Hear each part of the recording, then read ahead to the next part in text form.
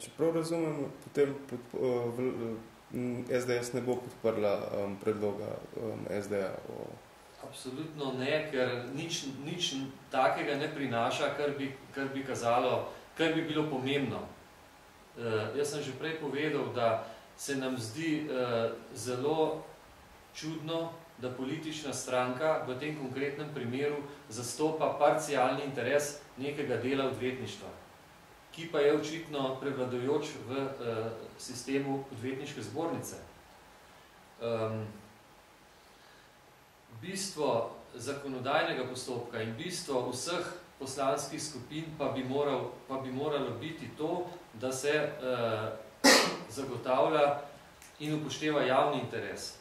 Javni interes pa ni nek parcialni interes v tem primeru odvetnikov, zlasti pa ne še, ker tukaj ne gre za splošen odvetniški interes, ampak le za interes določene skupine odvetnikov, ki pa je res, to pa je treba priznati, trenutno prevladujoča v okviru organizacije Odvetniške zbornice Slovenije. Ampak, kot sem tudi že prej povedal, je mimo zbornice druga skupina odvetnikov zelo jasno izpostavlja, da si želi na tem področju sprememb, kajti tudi za odvetnike, za tiste, ki želijo pošteno in dobro in kvalitetno delati, je v interesu, da se stvari postavijo bolj pregledno, bolj jasno in tudi to, da če bo odvetnik zasledoval interes stranke in bo na ta način lahko stranko zaradi tega, ker bo pospešil postopek, ker bo motiviran,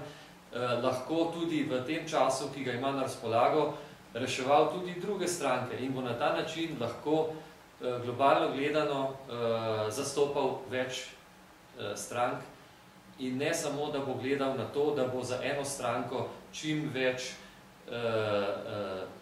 dejanj naredil, da bo zavlačeval postopek, da bo čim več obravnav in bo to zgolj princip kopičenja pač zaslužka iz ene stranke. Torej, Odvetniška zbornica bo vaša pristranska organizacija? Odvetniška zbornica je, tako kot vsaka druga organizacija, katere namen je zastopanje vseh odvetnikov. Jasno pa je, da je sestavljena iz organov zbornice. V te organe so izvoljeni posamezni člani zbornice, ki seveda zastopajo interes, ni nujno, da vseh, pač odvisno, kako zbornica preko svojih organov, preko občnega zbora in tako naprej imenuje in izvoli te svoje organe, predsednika zbornice, upravni organi in tako naprej.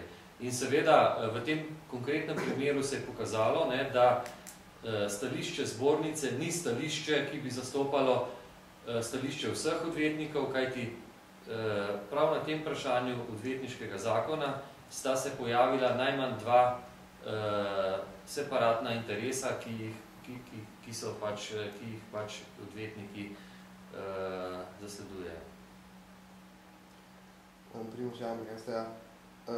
Za koliko časa so pa recimo zdaj predvidoma zavlekla potem ta sprejetje vašega zakona, mislim, morebitno sprejetje? Ja. Bo se še lahko v tem mandatu sploh tega? Ja, jaz upam, da bo kljub temu v tem mandatu možno tudi sprejeti ta zelo pomemben zakon. Res pa je, da se je postopek s tem zavlekel, zlasti še zato, ker je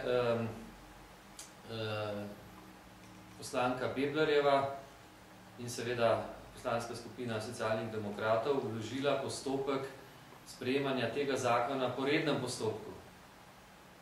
Kar pomeni, da v nasprotju z vladnim predlogom, kjer gre za predlog po hitrem postopku, gre ta zakon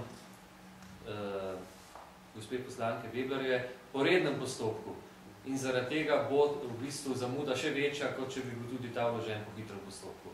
Zdaj točno napovedati, kako bo ta proces potekal, pa mi je težje, je težko v tem trenutku naprej vse predvideti. Vsekakor pa pričakujem, da bo vendarle v tem mandatu sprejet vladni zakon, ki pač mora zdaj čakati na to, da se konča ta prvi postopek.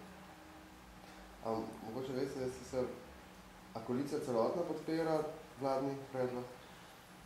Ja, koalicija podpira vladni predlog in bo seveda ta predlog, potem, ko bo ta prvotni postopek končan, tudi ta predlog vladnega predloga sprejela.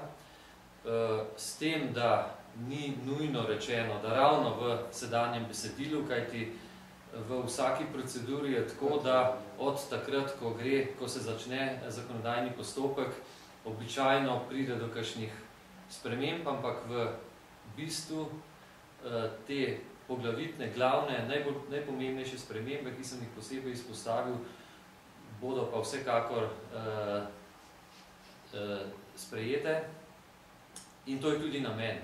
Namen je ravno v teh glavnih spremembah, ki pomenijo kvaliteten korak naprej na tem področju. Dobro, hvala lepa.